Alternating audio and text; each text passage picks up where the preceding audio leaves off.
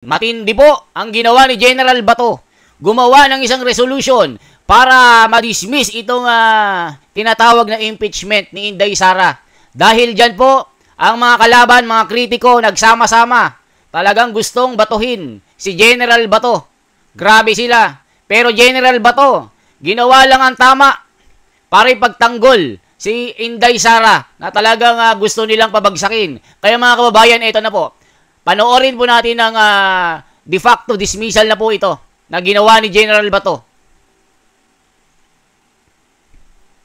Sa susunod na linggo, planong ihain ni Senador Ronald Bato de la Rosa ang resolusyong naglalayong ibasura na ang impeachment case laban kay Vice President Sara Duterte nang walang paglilitis. Git naman ng House Prosecution Team at ng ilang senador, kailangan matuloy ang impeachment trial batay sa saligang batas. May unang balita si Bob Gonzales. June 11 magsisimula ang impeachment proceedings laban kay Vice President Sara Duterte.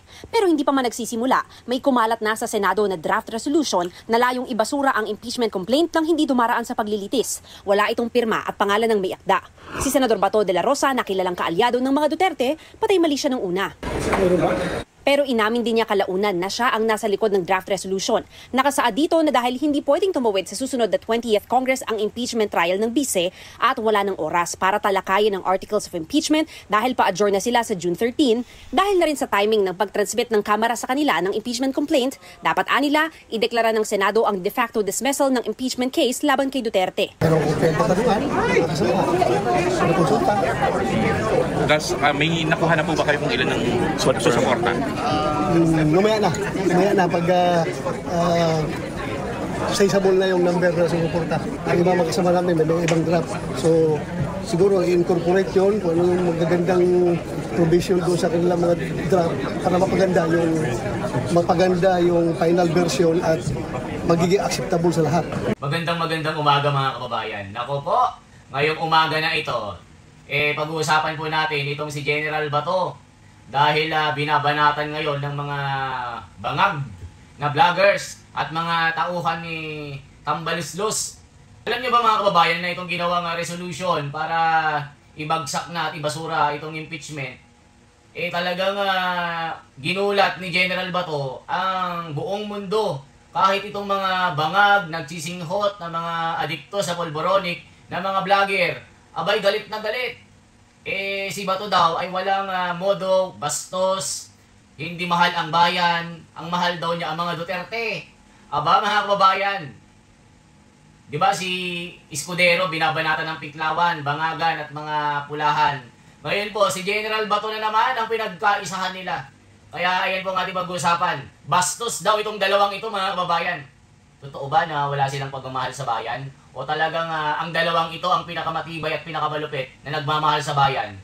Kaya itong mga bangag vloggers na ito at mga tauhan ni Luslos, kung ano-anong sinasabi, pakinggan po natin. Yung kumalat po na draft ng resolution dyan po sa Senado, resolution po para ma-dismiss o mabasura itong impeachment complaint laban kay Sara Duterte, yan po ay nanggaling mismo sa opisina ni Bato de la Rosa. Oh? So siya po ang nag-initiate. Okay. Para ma-dismiss po itong impeachment complaint. Ito yung sinasabi ko mga kababayan. Bago pa mag-eleksyon, sinabi ko sa ating mga kababayan na huwag nating iboto itong si Bato de la Rosa. Bakit po? Dahil noon pa man, alam na natin na ito po ay hindi po maglilingkod sa taong bayan.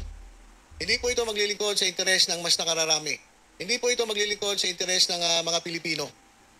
Ang paglilingkuran po nito ay ang mga Duterte. O mga kababayan, sabi nung kupal na vlogger na ito na tauhan ni Luslos, bakit daw binoto ng taong bayan? Sinasabihan na daw niyang mga tao wag iboto. Oy, tanga, kupal! Alam mo bang nanalo ito ng landslide? Nanalo ito ng talagang nilampaso ang mga alyansa mo.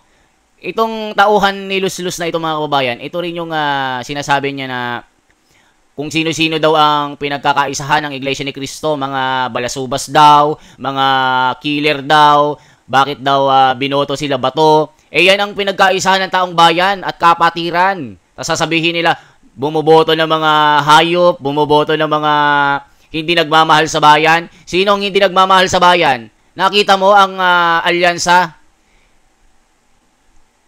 Nakikita mo ang resulta ng eleksyon? Ibig sabihin, walang tiwala ang taong bayan sa inyo. Walang tiwala. Binoto ko yun si Bato kasi alam ko siya talagang tunay at isa sa mga bayani na nagmamahal sa bayan. Ang mga Duterte ay sila talaga ang mga leader na nagmamahal sa bayan. Itong mga amo mo ay mga balat kayo, mga pakitang tao. Iba yung ginagawa nila sa mga sinasabi nila. Binubudol nila ang taong bayan. Tapos sasabihin mo si General Bato, hindi dapat iboto. Yan ang nanalo ng landslide. Ang dami mong sinasabi mo noon. Magkano bang bayad? Boy Luslos. Galit na galit ang mga ito mga kababayan dito sa resolution na ginawa ni Bato. Pakinggan pa natin si Boy Luslos. Priority nito ay ang kanyang partido. Hindi po niya priority ang mamamayang Pilipino. Sinabi ko po yan. Huwag nating iboto si Bato de la Rosa. Kasi kitang-kita naman natin na halos wala namang nagawa ito eh. Ang ginawa lang nito ay protektahan si Duterte. Protektahan si Sara Duterte. Protektahan ang kanilang partido. Isulong ang kagustuhan ng kanilang partido. Kahit mali na, ang importante sa kanya, yung kanyang partido. Yung isinusulong ng kanilang partido. Kaya sabi ko dati, please mga kababayan, wag po nating iboto si Bato de la Rosa. Tingnan ninyo. Matatapos ang 19th Congress, matatapos ang kanyang termino. Sa 28th Congress, binigyan nyo ng pagkakataong muli maupo itong taong ito. At ngayon, ang kanyang unang-unang ginagawa ay pagtakpan po itong si Sara Duterte. Mga kababayan, si Lus Boy, iyak ng iyak. Bakit daw binoto ng taong bayan itong si General Bato? Nanisi na, mga kababayan. Sinisisi tayo na bumoto kay General Bato. Ano naman ang paki mo, Lus Boy? Kasi kayo, wala lang tiwala ang taong bayan sa inyo. Mga lus kayo. Kita mo, sinabihan mo na ang mga tao kung ano-ano ng paninira mo, pati kay Marcoleta. Sinisiraan mo ng bonggang-bongga kung ano-anong ginagawa nyo kay Senador Marcoleta. Masiraan nyo lang ang kanyang pangalan. Eh anong nangyari? Nanalo ng landslide. General Bato, number 2. O mga kababayan, anong sinasabi mo na hindi pinoprotektahan ang sambayan ng Pilipino? Nakita mo naman kung gaano katapang ito. Mala Duterte, ang kanyang sistema.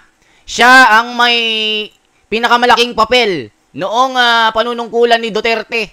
Ang kamay na bakal, kaliwat kanan, ang mga resulta ng kanyang panunungkulan. Leadership niya, maladigong, malabosing na hindi mo mabobola. Makita pa lang ng durugista, takot na takot na. Anong sinasabi mong hindi iniisip ang kapakanan ng taong bayan? Lumabas ka ng kanto. Nung si General Bato ang general ng Chief PNP, kahit matulog ka doon sa labas ng bahay nyo, nakangiti kang gigising sa umaga. Ngayon, itry mong matulog sa labas ng bahay nyo, pati itlog mo wala na. Boy Luslos, sasabihin mo, bakit nyo binoto si General Bato? Magbabato lang naman ng mga kabastusan. Tignan nyo mga kababayan, yung mga isip na mga lus boy na ito. Ito yung mga mga vlogger na siniraan si Marcoleta, PDP, sila Bongo. Ito yung mga utusan mga kababayan. Ito yung mga palamunin na vlogger na mukhang pera. Ay tatandaan nyo po yan mga kababayan. Ito ang mga vlogger na sumisira. Ito yung mga vlogger na sumira din sa pangalan ni BBM. Kasi nga, puro sila paninira mga kababayan. Tignan nyo ang mga ugali ng mga lus boy na ito. Ipatigil ang impeachment. I-dismiss agad-agad. Para saan? Para hindi malaman ng taong bayan ang katotohanan? Ayun lang naman ang gusto namin eh. Kahit wag nang makundit eh. Matuloy lang yung impeachment. Gusto namin malaman saan ba napunta yung pera namin. Gusto namin malaman kung sino si Mary Grace Piatos. Gusto namin malaman kung sino si Cocoy Villamin. Gusto namin malaman bakit pati si Marian Rivera at si Chel Jokno ay nakatanggap ng confidential fund galing sa Office of the Vice President at dito sa DepEd. Ang kailangan namin transparency. Tapos itong mga senador, lalong-lalo na itong si Bato de la Rosa, ang ginagawa, pinagtatakpan. Bakit? Nakinabang ka ba? Senator Bato de la Rosa, nakinabang ka ba doon sa confidential fund ni Sara Duterte? Nagtatanong lang kami kasi Talagang todo todo tanggol kayo at todo pagtatakip. At biruin mo, nagpaikot ka pa ng Senate resolution para i-dismiss, ipawalang bisa o ibasura. Alam nyo mga kababayan, wala naman talagang kwenta itong ginagawa nilang impeachment eh. Pati si pati si Laila de Lima talagang magkakasa daw ng malaking rally, mga kababayan. Kasama ng kanyang mga 10 kasama. Nagsagawa ng press con na ituloy daw ang impeachment. Huwag daw itokhang ang impeachment. Tignan nyo mga kababayan. Makikita nyo talaga ang mga ito. Sila yung mga talagang gustong mawala ang mga Duterte. Pag nawala ang mga Duterte, wala na. Katapusan na ang mga pag-asa ng mga Pilipino. Lalong-lalo na yung mga gustong lumabas ang bahay. Magsaya lang naman, mga kababayan. Nakikita nyo ngayon, mga kababayan, ang daming krimen na nangyayari. Magbenta lang ng kambing na imported. Ini-scam ng buyer. Pumunta pa doon sa lugar na gusto niyang ibenta yung kambing na imported. Hindi na nakauwi ng bahay itong 3 seller ng kambing na ito. Ang nangyari, ibinaon sa mababaw na hukay. Nakita na lang mga kababayan ang kanilang mga bangkay na nilalangaw na. Tignan nyo mga kababayan, nung panahon ni Duterte, walang ganyan. Nakita nyo mga kababayan, paparada ka lang ng kotse sa isang tabi ng convenience store. Bigla kang tatabihan ng 2 angkas na nakamotor. Biglang bubuksan ang kotse mo. Kinuha ang iyong bag na may lamang 10,000. Yung senior citizen na nagpapahinga lang sa loob ng kotse, napahagulgul na lang. Nakita niya yung bag niya, isinakay na sa motor ng riding in tandem. Tumingin pa yung driver, parang nakakapraning. Hinarurot yung motor. Tumakbo ng 180. Hindi na mahabol ng mga pulis. Biglang liko sa may madilim. Hayahay ang mga kriminal. May 10,000 na ninakaw. Tignan nyo mga kababayan, ano bang nangyayari ngayon? Pag nawala ang mga Duterte, wala na. Puro krimen na lang ang nangyayari sa mga paligid natin. Tignan nyo, pati pribadong mga lugar na mga private na mga subdivision, inaakyat na ng masasamang tao, akyat bahay gang, biglang umaakyat sa pader, nakakala niya walang CCTV nakatingin, ninakaw yung tsinelas na bago, patingin-tingin siya at palinga-linga siya sa mga bintana kung nakabukas ito. Baka makahirit siya at mabuksan ito at makapasok at makapagnakaw ito. Tignan nyo mga kababayan, mawala si Sara Duterte.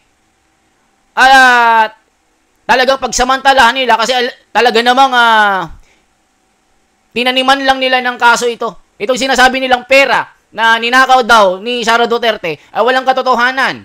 Na discovery na ng COA yan.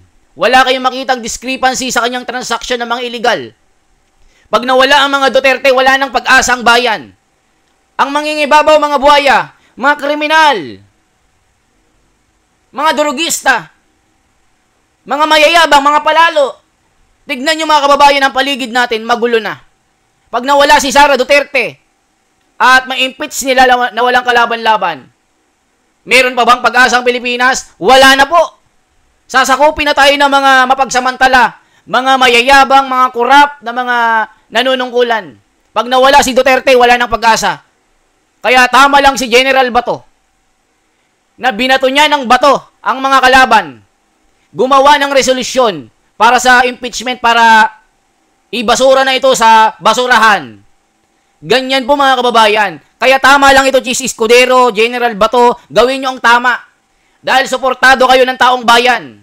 Itong mga taong ito, gaya ng mga nagsusulong ng impeachment, ay talagang sarili lamang ang iniisip nila. Pinapakita lang nila at binubudol nila ang taong bayan na kahilingan daw ng taong bayan na mawala si Duterte, si Sara, ma-impeach daw. Ituloy daw ang impeachment. Huwag daw gumawa ng resolusyon. Nagkampi-kampihan na. Nag-iyakan na ang mga buhaya. Nakita nyo? Puro banat sila kay Escudero, aso daw ni Sara Duterte. Kita nyo mga kababayan kung ano-anong ginagawa nilang pamimintang? Oh. Walang mangyayari kasi katapusan na ng impeachment. Wala na. Yan din ang ginawang rally ng kapatiran ng Iglesia ni Cristo. Itigil ang impeachment. Huwag ituloy. Gagawa lang ng katarantaduhan sa lipunan. Pag nagawa ang impeachment, gugulo ang bayan. Hindi magkakaroon ng katahimikan. Ang dibisyon ng mga Pilipino na mga lahing kay Manggi ay mag-away-away lamang pag hindi na tuloy ang impeachment. Magiging paraiso ang bayan. Walang gulo, walang mga rally dito, rally doon, walang away dito, walang bunganga dito, bunganga doon. Walang mga war freak na mangyayari. Pero pag na-impeach ito, magwawala ang taong bayan. Ang ginawa nila kay Tatay Digong, hindi makatao. Ibininta doon sa mga dayuhan. Kung may kasalanan, dapat dito sa bayan natin, meron tayong batas na umiiral, na batas ng Pilipino, hindi batas ng ICC. O mga kababayan, anong masasabi nyo? Kayo po ang humusga. Anong masasabi nyo? Binoto natin si General Bato, tama lang ang kanyang ginagawa. Tama lang ang kanyang mga hakbang na gumawa ng resolution na ibasura ang impeachment. Galit na galit ang mga lus-lus boy, mga kababayan. Pinklawan, dilawan, kung ano pang kulay yan. Talagang hindi na sila makatulog. Yan lamang po ang aking bahagi, mga kababayan. Ito po si Wonder Reacts. Ang inyong kachika with evidences, with mga proof, mga kababayan. Salamat po ng marami. Isang like, isang share, at isang subscribe. Para po mas madami, mas maganda. Mag-comment ng maraming mga kababayan. I-share nyo po ito para malaman ng taong bayan ang mga nangyayari ngayon. Na talagang itong impeachment na ito ay wala na, dismiss na. Mababasura na ito doon sa dump site na mabaho, gaya ng mga lus-lus boy na ito. Yan lamang po ang aking bahagi ngayong umagang ito, mga kababayan. Maraming salamat sa inyong mga suporta at pag-like at pag-share. Ito po si The Wonder sa Philippines. Isang like, isang share, at isang subscribe. At ipakalat nyo po sa buong mundo hanggang sa mga planeta ng mga alien para makita nila kung anong nangyayari sa panahon ng impeachment na talagang dismiss na po ito. Mababasura na talaga ito.